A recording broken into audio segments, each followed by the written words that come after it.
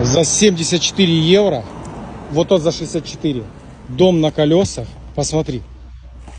Какой вариант. Печечка. Моечка. Присел здесь, присел там. Кресло развернул, стол разложил. Вчетвером, в пятером свободно. Смотри.